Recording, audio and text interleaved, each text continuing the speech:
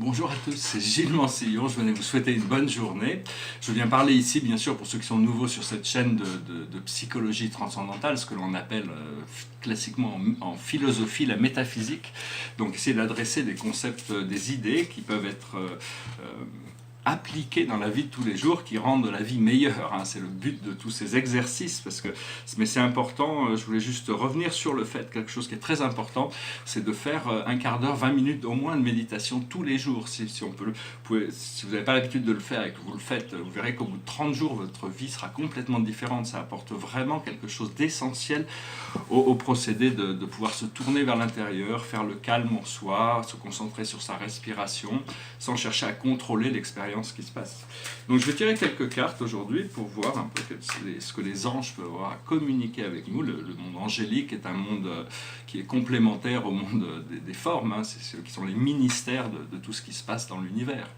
Donc, mais ils n'agissent que selon la loi, et la loi est parfaite, la loi, ce qu'est la vie, ce qu'on pourrait comprendre de la vie. La loi, c'est la vie.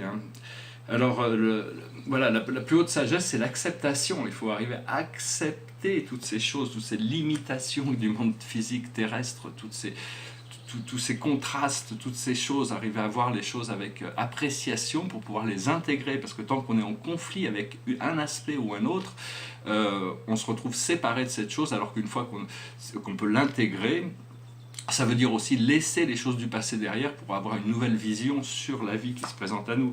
Ce que l'on doit comprendre, c'est la protection. Il faut arriver à protéger son énergie, savoir qu'on est protégé, mais apprendre à protéger son énergie, à garder son calme, sa sérénité, ne pas laisser les énergies négatives du monde extérieur venir venir créer des problèmes à l'intérieur de notre...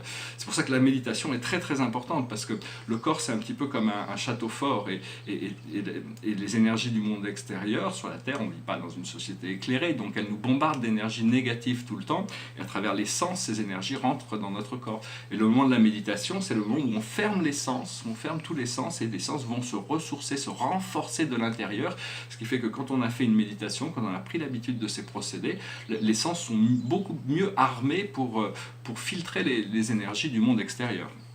J'espère que ce message sera intéressant, que vous pourrez surtout arriver à essayer de voir le bénéfice de trouver une manière. Ça peut être une sorte de méditation réflexive, créative. Alors bon, ce que l'on doit faire, c'est la générosité. Il faut partager ce que l'on a. Ce que l'on a, c'est Dieu qui nous l'a donné, c'est la vie qui nous l'a donné. Mais on mérite d'en avoir beaucoup plus. Ce qu'il y a, c'est que pour en recevoir plus, il faut arriver à pouvoir partager ce que l'on a. Ce que l'on a, c'est pas juste matériellement, c'est aussi partager notre connaissance, partager ce qu'on a. De toute manière, au plus on est prêt à partager ce que l'on a, au plus la vie va nous en donner, parce que la vie, elle a tout, Dieu a tout, il suffit de lui demander, il vous apportera plus. Il faut savoir qu'on mérite de recevoir ce que l'on veut aussi, parce que tant qu'il y a une partie de nous qui est en culpabilité de quelque chose, qui pense qu'elle ne mérite pas, à ce moment-là, donc c'est très important de se pardonner à soi-même, de pardonner aux autres. Et le message général pour la journée, c'est le savoir. C'est le savoir, c'est la connaissance. La connaissance vient de la connaissance. Il faut aller chercher la connaissance là où elle se trouve. Bon, dans les grands livres de sagesse au départ, dans tous les grands livres de philosophie, il faut arriver à mettre en pratique certains de ces aspects qui amènent vers le beau, le vrai, le bien, la découverte d'une réalité supérieure. Alors je vais tirer une carte par rapport à la cache, aux vies passées, puis après j'exposerai quelques petites idées, penser des aspects de cette philosophie transcendantale. Alors la carte de la journée, c'est la confiance et la foi. C'est très important, c'est un choix, c'est le choix de la confiance. C'est très très important. Enfin bon, pour moi, parce que j'ai choisi cette voie de la confiance en l'univers, confiance en mes guides, confiance en mon créateur. Donc c'est très important. Au plus on peut se débarrasser de peurs inconscientes, au plus on peut s'intégrer dans des actes de foi qui deviennent plus nombreux. Alors, je voulais aussi expliquer, c'est quelque chose qui est assez important, c'est qu'on est en train de libérer toutes sortes de choses passées, des programmations, mais quand on libère quelque chose, ça laisse un vide. Donc il faut, si possible, tout de suite remplir. Quand on laisse quelque chose et que ça crée un vide, et donc on est dans le vide, il faut le remplir d'amour et de lumière, et de rester bien pour que avec pour pas se trouver dépourvu de quelque chose sans avoir pu avancer vers l'endroit où on veut. Je voulais parler de l'âme aussi, bon, parce que l'âme, beaucoup de philosophes dans le passé pensaient que l'âme c'était le principe cognitif, c'était la dualité du principe du discours intérieur, alors qu'en réalité, ça c'est le principe cognitif, mais l'âme, on est une seule âme, il n'y a qu'une seule âme dans l'univers, c'est une cellule de mémoire dans notre cœur diamant, ou notre corps diamant, qui en réalité est éternel et infini. De découvrir l'âme ne veut pas dire qu'on a découvert Dieu, mais on est déjà sur notre chemin, ça veut dire qu'on a réintégré notre nature éternelle. L'âme, on connaît pas notre âme encore, mais c'est vraiment ce que les Égyptiens appelaient le Ba et le Ka. Le Ba est l'essence éternelle de ce qui est, la vie éternelle, mais le Ka est ce que l'homme, les illusions, les ombres que l'homme appelle la vie. Le Ba ne vient que quand le Ka est en forme, c'est-à-dire que dans une forme incarnée. Donc ça, c'est des mystères d'harmonisation entre le divin masculin et le divin féminin, parce que Platon, dans le Banquet, malgré toute la naïveté qu'il peut y avoir dans certaines philosophies, il nous explique quand même qu'au départ, l'âme était une, et que c'était après qu'elle s'est divisée. En essence, au niveau ésotérique, c'est l'âme et le corps astral qui sont les deux parties qui, une fois qu'on a réintégré l'âme, elle peut s'unir au corps astral, et à ce moment-là, l'âme devient une nouvelle forme de réalité consciente qui est connectée dans un corps de lumière. Ce qu'il faut, c'est préparer notre propre salut. Il faut vraiment, c'est à nous de nous occuper de nous. Il y a pas, on est dans l'âge du Verseau, il ne faut pas attendre un sauveur qui vienne de l'extérieur.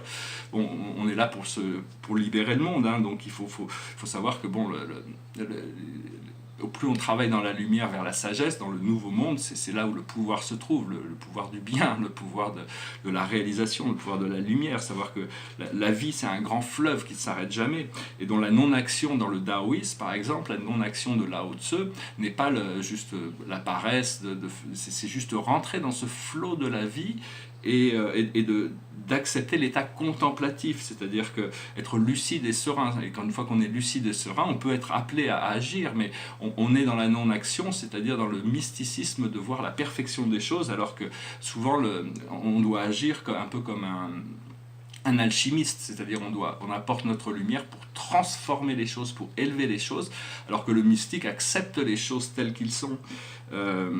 Voilà, donc je voulais aussi dire très rapidement que il y a beaucoup de recherches technologiques, médicales, scientifiques qui imaginent un petit peu cette immortalité. Ce qu'il faut savoir, c'est que l'immortalité n'a rien à voir avec le corps physique. L'immortalité, c'est un état de conscience éternelle. C'est-à-dire que même si le fait d'avoir un corps qui ne se détruirait pas si on est mortel deviendrait infernal, parce qu'on serait prisonnier dans une forme, alors que c'est pas du tout le but de la manœuvre. Le but de la manœuvre est de s'élever dans une forme éternelle, et après de pouvoir remanifester jusqu'au moment où on peut manifester un corps avatar, un corps plasmique qui nous permet de vivre dans cette dimension, mais de ne plus être dépendant de cette dimension. Et donc c'est vraiment reconnecté, on a tous une connexion avec cette nature éternelle, et qui était déjà évident. Sous les temps d'Atlantis, les gens ne vivaient pas du tout pareil. On était dans la 4e dimension, mais il y a eu des choses qui se sont passées. Ça s'est passé en plusieurs étapes, mais bon, on a dû perdre cette conscience, redevenir des hommes des cavernes et repartir pour recréer une nouvelle conscience.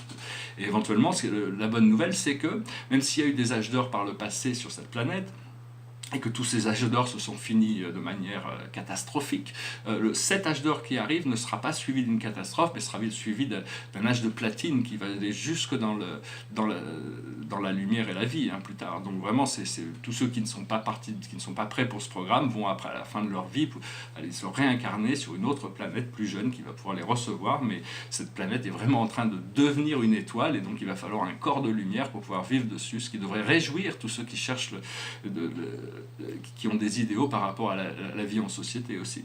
Voilà, j'espère que ce message aura été intéressant pour vous. Là, il y a une chanson qui me passe par la tête tout le temps, mais il faut que je fasse des recherches, je la connais pas encore. Donc voilà, donc je la chanterai la prochaine fois. Je vous souhaite une excellente journée.